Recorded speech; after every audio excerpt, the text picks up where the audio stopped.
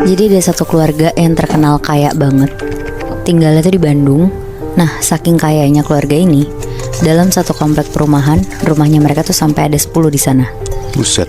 Wow. Keluarga ini kita sebut aja keluarganya Pak Bayu. Pak Bayu udah tinggal di perumahan itu tuh dari tahun 88, pas baru menikah sama istrinya, Budia. Dari isi perumahan itu cuma ada 3 rumah, sampai sekarang tuh udah ada 30 lebih rumah di sana. Dan 10 rumahnya punya Pak Bayu. Iya bener Muy. Buset. Jadi ini gue mau ceritain gimana awal Pak Bayu tuh bisa sekaya yang sekarang. Oh, berarti ini mereka belum punya 10 rumah yang lu bilang tadi? Belum Bi, ini awal mula Pak Bayu bisa punya sampai 10 rumah di perumahan itu. Oke. Pak Bayu tuh kerjanya di pertambangan di Kalimantan. Jadi untuk dia pulang ke rumah juga hitungannya tuh jarang. Budia pun tuh udah biasa ditinggal kerja sama Pak Bayu. Karena kalau kerja di pertambangan itu kan emang pulangnya beberapa bulan sekali. Dan pas banget setelah 2 tahun menikah, mereka tuh dikasih anak pertama. Jadi Budia juga gak ngerasa terlalu kesepian kalau ditinggal sama Pak Bayu. Setelah anaknya lahir, Budia tuh sering banget ngeluh ke Pak Bayu karena benar-benar gak kuat ngurusin anaknya sendirian. Ditambah setahun kemudian Budia tuh hamil anak kedua. Jadi Budia nyuruh Pak Bayu buat cari kerjaan lain biar bisa bantu Budia ngurus anak-anaknya.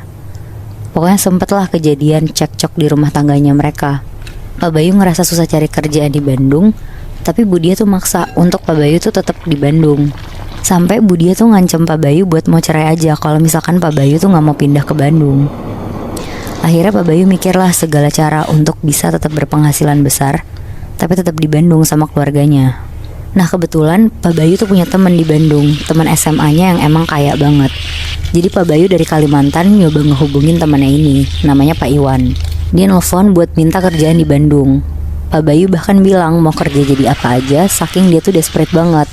Tapi kata Pak Iwan nanti tuh bakal dikabarin lagi ke Pak Bayu. Seminggu kemudian, karena Pak Bayu juga kasihan sama istrinya, Pak Bayu resign lah dari Kalimantan dan dia mutusin buat pindah ke Bandung sambil nyari-nyari kerja yang bisa ngebantu hidup mereka sekeluarga lah di sana. Tapi emang mungkin masih rezeki keluarganya Pak Bayu.